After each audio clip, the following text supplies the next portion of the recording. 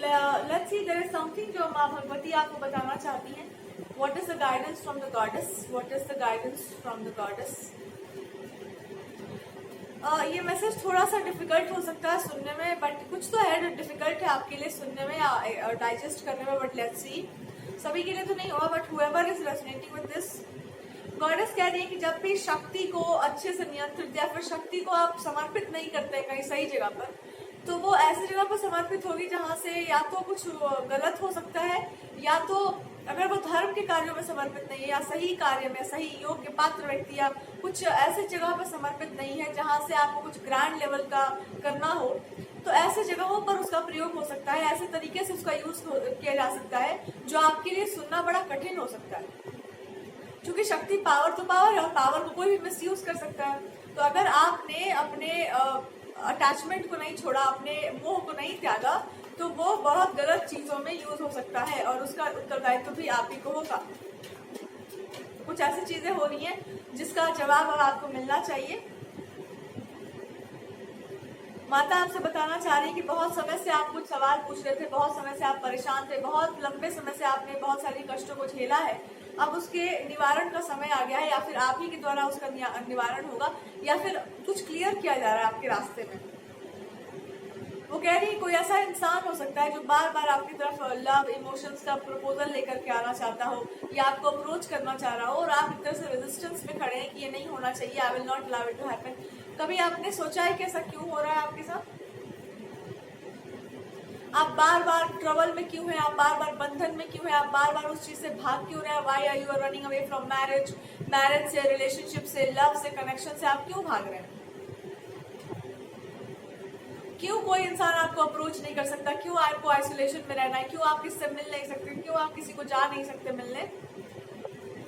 ये किसी इंसान की दिमाग की पैदाइश हो सकती है, किसी इंसान के दिमाग की उपज हो सकती है कि आपके पास कोई विशेष तरह की सिद्धि या कोई विशेष तरह की पावर है. ये कोई भी इंसान हो सकता है जिसको आप बहुत रिस्पेक्ट करते हैं, लाइक होता है ना फादर फिगर जैसा रिस्पेक्ट करना, या बहुत ज्यादा आप उसको हाई रिगार्ड्स में रखते हैं. ये उस इंसान के दिमाग की उपज है. और कैसी उपज है आप कहेंगे? बहुत सिली सा साउंड करेगा, बहुत ही फनी सा साउंड करेगा, पर इसका काट तुरंत हो सकता है. एंड दैट इज कि आप एक चाइल्ड हो, आप अभी भी एक बच्चे हैं और आपको अपने जीवन के निर्णय का कुछ पता नहीं है. आपको अपने मैरिज, रिलेशनशिप, ये सब के बारे में आपको कंसिडर नहीं करना चाहिए. You should focus on studies a lot. आपको अपनी लाइफ में और कुछ चीजें को करना चाहिए. You are still a child, you should not be into marriage, relationships. अभी you are not ready for that. जबकि आपकी proper, it's like the proper time has come for something, and this person is thinking like कि आप अभी इन सब चीजों के लिए रेडी नहीं है. गॉडेस इज आस्किंग कि तो आप क्या, मतलब इस इंसान को क्या पावर है कि आपके डेस्टिनी को वो मोल्ड करेगा, और आप क्यों ये होने दे रहे हैं? अब वो कह रही है कि अपने इंट्यूशन की आवाज को सुनो और जो आपसे कहा जा रहा है वो आप करो. ये स्टुपिडिटी में फंसने का आवश्यकता नहीं है. हम ये क्यों बोल रहे हैं? कोई ऐसा इंसान है जिसको आप जरूरत से ज्यादा सम्मान देते हैं और उसकी इच्छाएं ही आपके लिए सब कुछ है. तो आपसे माता कह रही है कि अभी मूर्खता वाला काम मत करो. उसकी इच्छा के अनुसार अपने जीवन को आप मोल्ड नहीं कर सकते, बिकॉज उसके पास बुद्धि के नाम पे कुछ भी नहीं. आपका एक बड़ा पर्पस हो सकता है, या फिर आपका कोई बड़ा पर्पस या कोई गोल है लाइफ का कि I will do this, I will do that, related to spirituality, God, religion, अपने गुरु हो सकते हैं. But it is like somebody is so much into it कि यू शुड बी कंट्रोल्ड. आपके लिए आपका कोई लाइफ नहीं है. You should not be into marriages, you should not be into, मतलब ये सब नहीं होना चाहिए आपकी लाइफ में. Why?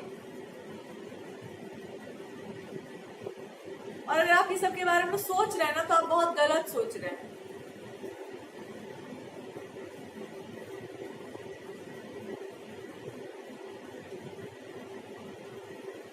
Two of Pentacles in the Sun in reverse. You should focus on career, money, education, family also. सिर्फ इन्हीं चीजों में आप फंस के रह जाओ. You should not think about marriage. आपकी अपनी कोई लाइफ नहीं होनी चाहिए. That's it. क्यों? मे भी आप कहीं चले जाओ, मूव कर जाओ वहां से, आप हट जाओ वहां से.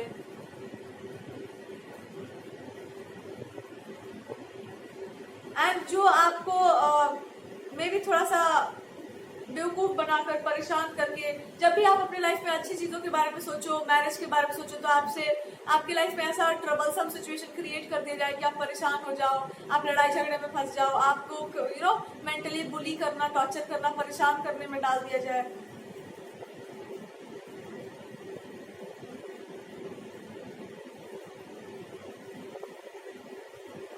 और वही उनके जीवन का लक्ष्य बन चुका है कि आपका लाइफ नहीं होना चाहिए, आपको जो है इसी तरीके से रखना है। फॉर व्हाट रीजंस, मतलब क्यों करना है ये काम?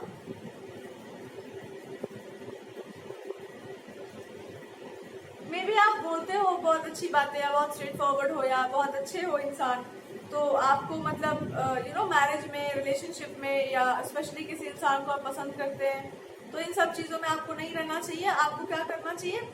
आपको स्पिरिचुअलिटी, गॉड, रिलीजन, इनकी बातें करनी चाहिए, वो भी नहीं करनी चाहिए खुलेआम। हाँ, you should go for money making, money के बारे में सोचो, लाइफ में कुछ और करो, करियर के बारे में सोचो। यू शुड नॉट गो, मतलब आएगा समय 40-50 साल के बाद, 120 साल के बाद you should go for marriage. कब आएगा वो time? You just don't have any understanding कि वो समय कब आएगा, but it will. What is this? What is this? Parents क्या कर रहे हैं अपने बच्चों के साथ आजकल? ये क्या ड्रामा है? What is this? मतलब क्या करना चाहिए उस इंसान को? मनी? कब तक मनी? क्या करना है मनी का आपको? इसलिए इंडियन कल्चर हमेशा से बेस्ट रहा है, और शास्त्र कहते हैं जब माता पिता अपने कर्तव्य से चूक जाए तो मनुष्य को पूरा अधिकार है अपने जीवन के निर्णय लेने का। ये कैसा बुलशिटिंग सा एकदम अप्रोच है? I am very blunt about certain things कि ये कैसा अप्रोच है?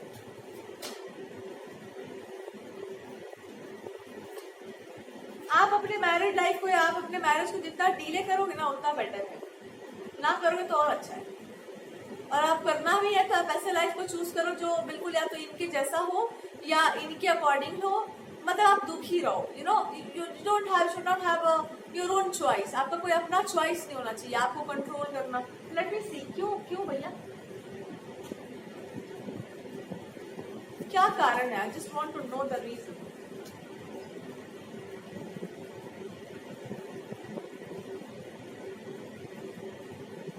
ऐसे ही ईगो, प्राइड, या कोई स्पेसिफिक पर्सन, मतलब आपको आपकी लाइफ में कोई ना हो और आप ऐसे ही रहो।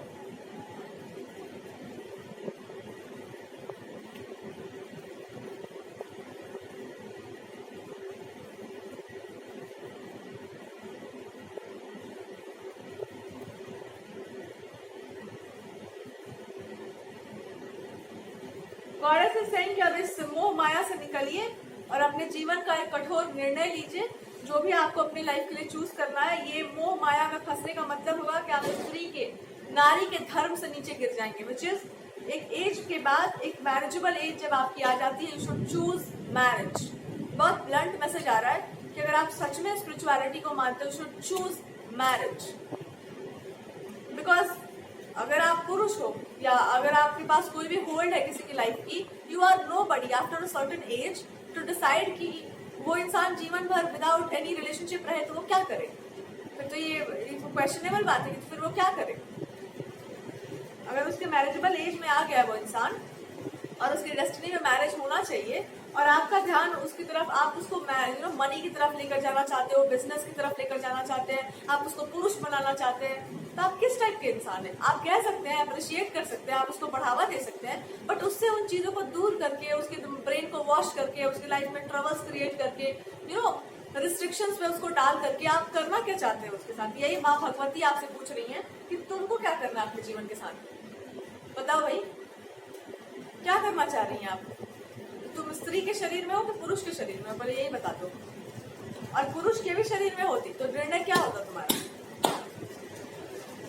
कोई और क्यों डिसाइड कर रहा है? क्यों आप होने दे रही हैं काम? कैसा मोह है आपके अंदर?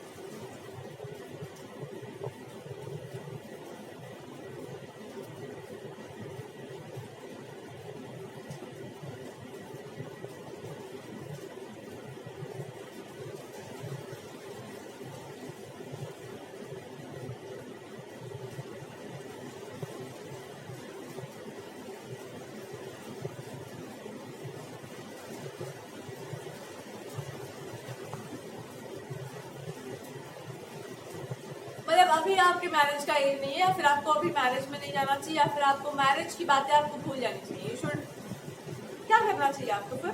जो तो क्या करना चाहिए? संन्यास ले लेना चाहिए, क्योंकि आप स्पिरिचुअल हो या क्योंकि आपको इन सब चीजों से मतलब नहीं रहा है। एक बात बताओ, कोई इंसान का मैरिज से पहले इन सब चीजों में बहुत इंटरेस्ट नहीं रहा हो और अराउंड मैरिज उसकी लाइफ में कुछ ऐसा हो रहा हो, तो आप उसको उससे दूर कर देंगे, आप उन चीजों को उससे छीन लेंगे। क्या आपको इंटरेस्ट आ रहा है मैरिज में, रिलेशनशिप में, तो क्या होना चाहिए लड़की का इंटरेस्ट, थोड़ा हम जान लें। अब आप कहो कि लड़की का मतलब ये नहीं होता कि सब शादी कर लो, तो क्या करने का होता है, मतलब थोड़ा बता दो हम जाने।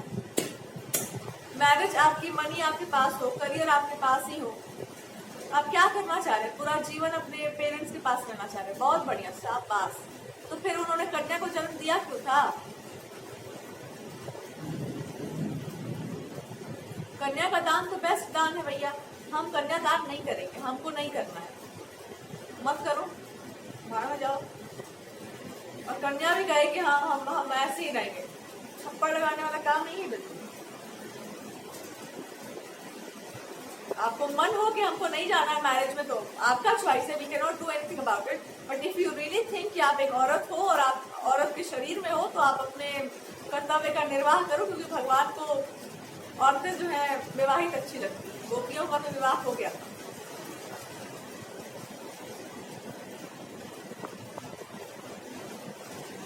पहले तो वो ये आपसे कह रही है कि ये डिसाइड कर लो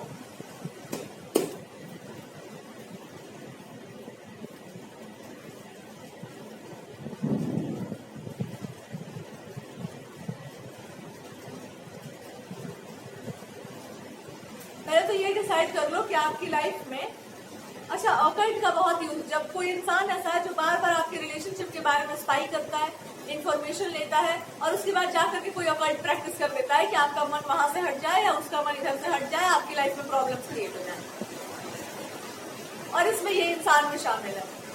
तो वो कह रही है कि सबसे पहले तो ये डिसाइड कर लो कि आपको मैरिज में जाना है। It's like you have to get married, आपको शादी करनी है।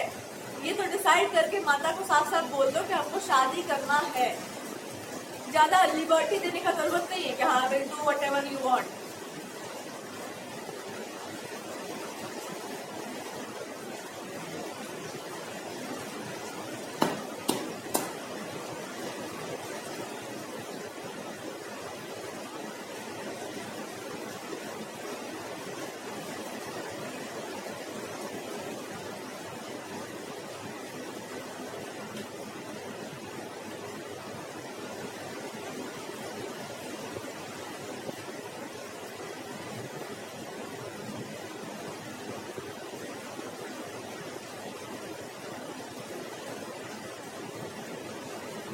अगर आपको लग रहा है ना कि मैरिज आपके लिए मैनिफेस्ट नहीं हो सकता, सबसे पहले तो यही प्रेयर कीजिए कि आपको मैरिज करनी है। दूसरा, जो भी पार्टनर आपको मिल रहे हैं या जो भी आपके पास ऑप्शंस हैं, उसको मैरिज के एंगल से कंसिडर कीजिए कि आपको मैरिड लाइफ में जाना है और आपको जीना है एक अच्छा मैरिड लाइफ। तो जा करके आप मैरिज की तरफ जाएंगे। अब परफेक्ट पार्टनर चाहिए, स्वर्ग से अप्सराओं को टेस्ट किया हुआ पार्टनर या अलग प्रकार का भगवान का कोई भक्त होना चाहिए, ऐसा कोई नहीं मिलने वाला है।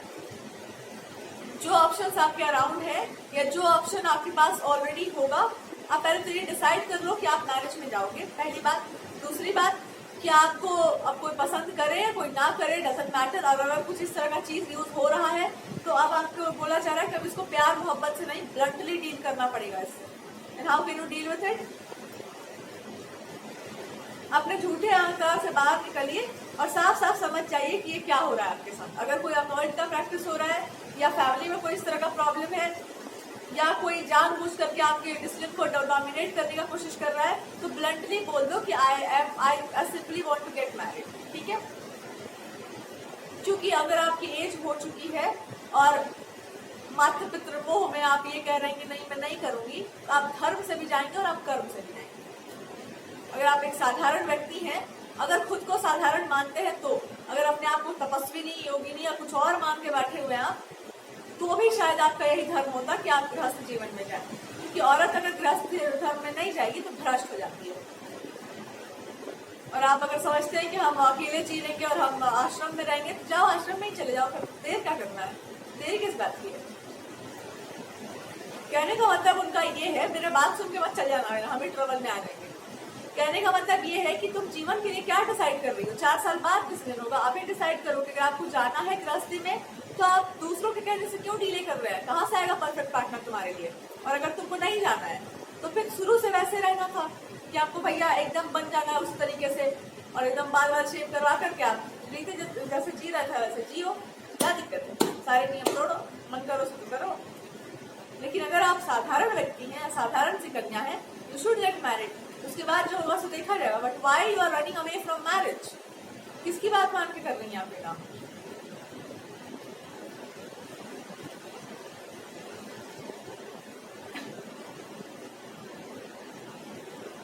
साफ साफ प्रॉपर या तो गॉडेस को या तो आपके कृष्ण भगवान जो भी होंगे साफ साफ बोल दो कि प्रभु I am ready for this marriage thing जो भी है, अब आप हैंडल कीजिए। और ये ऑकर्ड से रिलेटेड जो कुछ भी ड्रामेबाजी है, इसका बहुत खतरनाक वाला किसी को बेनिफिट मिलने वाला है। मे बी आप तो रंगे हाथों पकड़ लेंगे, या तो आप सिंपली समझ जाएंगे कि इंसान ये काम कर रहा है और उसका उपाय जो भी है क्या या